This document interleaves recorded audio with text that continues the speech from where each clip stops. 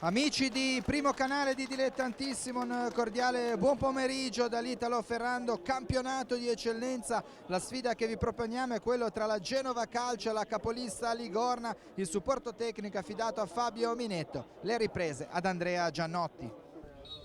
Il calcio d'inizio è del Ligorna.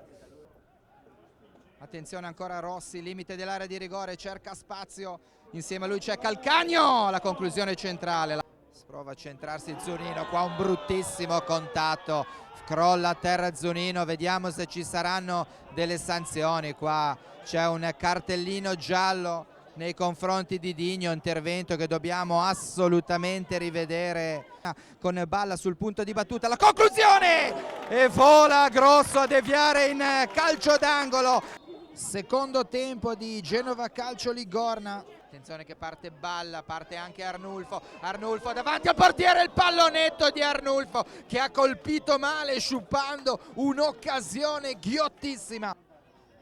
Rimessa da parte di Costa, poi dall'altra parte Zunino, arriva anche Balla, conclusione di Balla col destro, sta attaccando Roselli che serve ancora a Rossi al limite dell'area di rigore, il tacco verso Roselli, si deve allungare Cellerino alla prima seria parata della sua partita.